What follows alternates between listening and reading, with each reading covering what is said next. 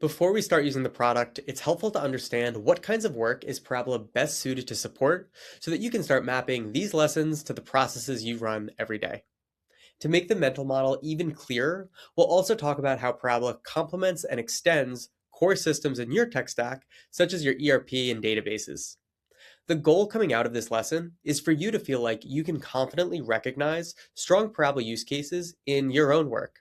And to get started, we'll break down the core characteristics of great Parabola use cases. The best Parabola use cases usually share very similar DNA.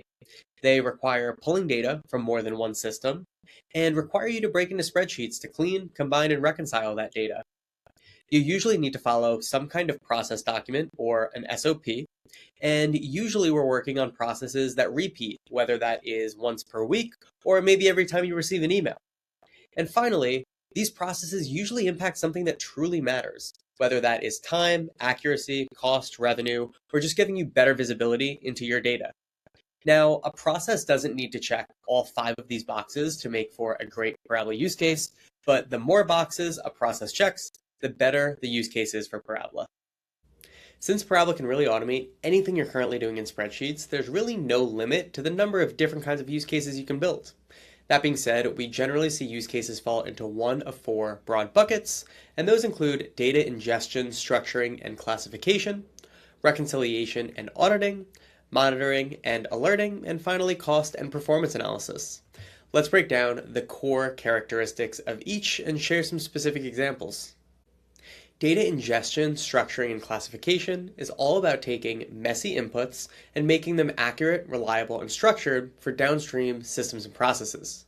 Some examples here include digitization workflows where we're taking messy PDFs, emails, and spreadsheets and using AI to massage the data and make it really usable, as well as workflows that standardize values such as dates to match your internal format. On the classification side, we see a lot of workflows that use AI to classify information based on sentiment and keywords into things like different categories that are used for downstream analysis.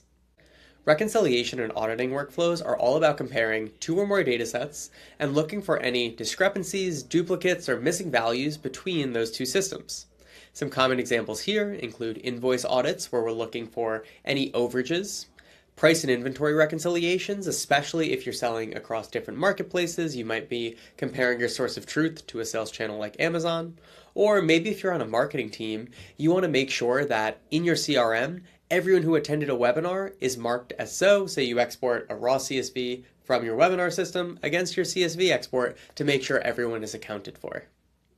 Closely related to reconciliations are monitoring and alerting workflows that are designed to notify you in the places that you already live, like Slack, email, and Teams, as soon as either human action is required or there's a meaningful update to share with the team. Some examples here include alerts for sales either above or below a certain threshold, notifications for new records or leads across various systems, and a use case we see in software is alerts when maybe a user tries a new feature or they're approaching a limit. Finally, we have cost and performance analysis workflows, and you can think of these as the recurring reports that you do every day, week, or month. A lot of times, your existing systems do have reporting functionality, but the data that you really need is spread across multiple systems, or the nuanced logic that you need doesn't necessarily come out of the box. Some examples here include customer feedback survey analysis, where maybe we're taking unstructured text, we're standardizing it and categorizing it with AI, and then building dashboards based on that standardized information. Classic sales and cost reports, as well as marketing performance reports, maybe for return on ad spend or cost of customer acquisition. Those are the main categories of use cases in a nutshell, and while it's helpful to understand the specific categories, it's also useful to understand Parabola in the broader context of your tech stack, and understand how Parabola interacts with tools that you already use and consider your source of truth, whether that is a database, a CRM, or an ERP. While Parabola flows often end up turning into your operational source of truth for how a process actually works, ultimately, your source of truth isn't going to change with Parabola, whether that's an ERP, CRM, or something else. Additionally, tools like databases and internal systems are still integrated based on connections that your tech team builds, owns, and maintains. None of that changes with Parabola, but what does change is everything that happens outside of those systems. Instead of manually exporting CSVs, now you have Parabola flows set up that are live integrated with your systems, automating things like reconciliations, giving you a flexible custom reporting layer on top of your systems, and notifying you in real time as soon as human action is required.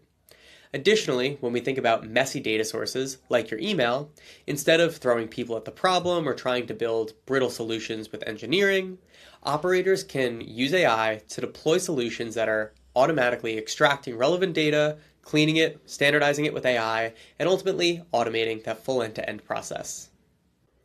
To make it even simpler, you can think about Parabola as the layer that prepares data for downstream systems and processes. It combines data across sources.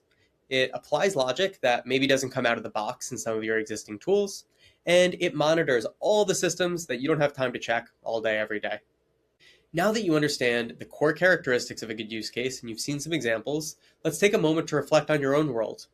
Think about the processes that you run where you're constantly exporting CSV files, performing VLOOKUPs, cleaning data, looking for discrepancies, and building reports.